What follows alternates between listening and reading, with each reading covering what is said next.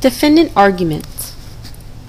Our position is that ABC CPA firm fully complied with auditing standards in its audit of Clovatec Inc.'s 2007 financial statements and internal controls.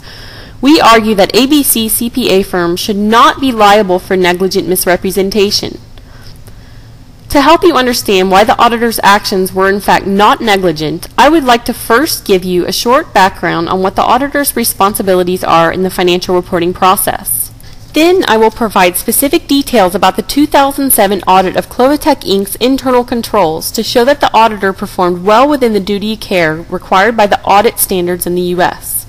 In fact, the auditor went beyond their duty and voluntarily reported a deficiency in internal controls that they were in no way required to disclose to the public.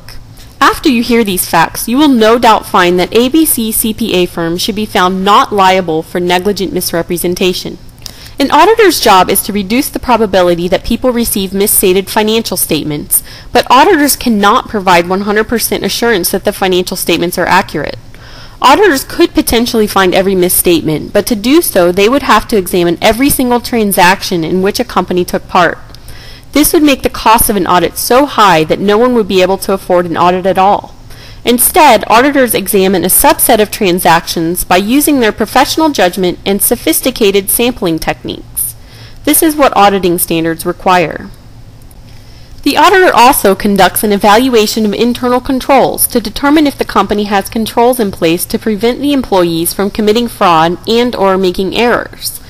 Since the auditor cannot possibly look at every transaction, high-quality internal controls are important because they provide additional assurance that the company's financial statements are accurate.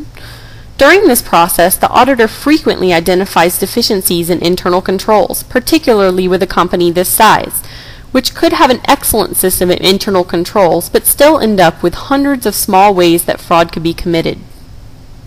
Most of the time, these deficiencies are deemed to be immaterial, in the sense that they will not likely lead to large discrepancies in the financial statement figures. These deficiencies are privately disclosed to the company so that they can improve internal controls, and many times the company is able to resolve the issue before it becomes a problem.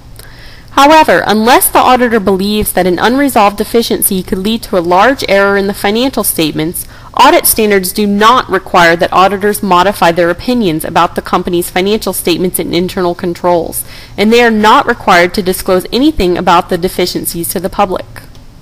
The plaintiff is arguing that if the auditor had performed procedures correctly, they would have known that there was an increased risk of error and fraud in the company and would have modified their opinion accordingly. Unfortunately, the decisions made by auditors are not always black and white. It is well known in the professional community that the audit of internal controls is a difficult process that requires auditors to rely heavily on their professional judgment and instincts in certain situations. At times, there isn't solid evidence that the auditor can collect to support their judgments. In this particular situation, during their audit of the 2007 financial statements and internal controls of Clovatec Inc., ABC CPA firm discovered and documented 334 internal control deficiencies in various areas in the company, an average amount for a company of this size. All of these deficiencies were either corrected by Clovatec Inc. or the auditor decided that the deficiency was not likely to expose the company to large errors in the financial statements. One of these 334 deficiencies was in the internal controls established by top-level management. This deficiency was identified when the auditor performed interviews with a sample of sales representatives from 3 different offices to gain an understanding of the general attitude of upper-level management.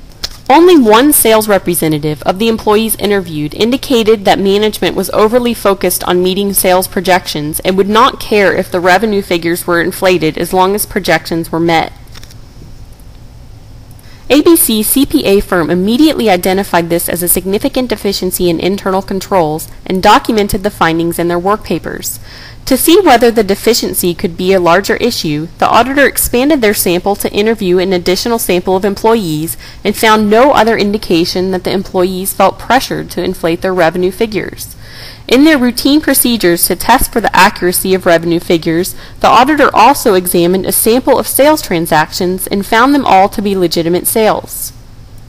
Based on this evidence, ABC CPA firm decided that this deficiency in the internal controls established by top management would not be likely to cause a material misstatement of the financial statements. The auditor relied on this evidence and their own professional judgment in this case to formulate their opinions about the deficiency.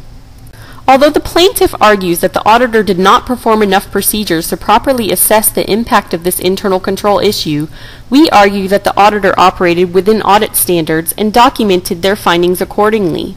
They concluded, based on the evidence at the time, that there was not a material weakness in internal controls. This means that they do not believe that the deficiency would be bad enough to potentially lead to a significant error in the financial statement figures.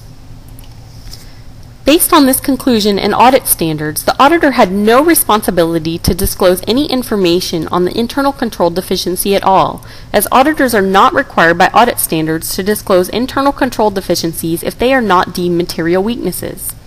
However, the auditor went above and beyond the call of duty and voluntarily disclosed that they found a deficiency in internal controls.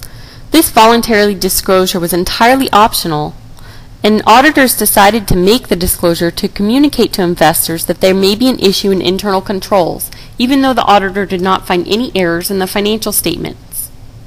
To put this into perspective, this was the only deficiency out of 334 where the auditor's judgment turned out to be inaccurate in hindsight.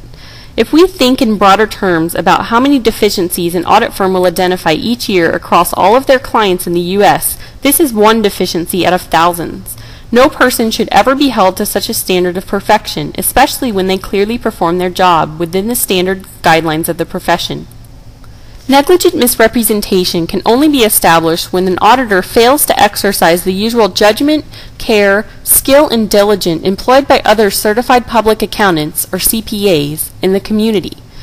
The auditor being sued in this case clearly performed the appropriate audit procedures to evaluate internal controls. The additional voluntary disclosure related to internal controls provided by the auditor went above and beyond the call of duty, as the auditor was not required to say anything at all about the deficiency within the report. It is the defense's position that if an auditor complies with auditing standards, he has not been negligent. Has the plaintiff proven that this is a case of negligent misrepresentation on the part of the auditor? Absolutely not.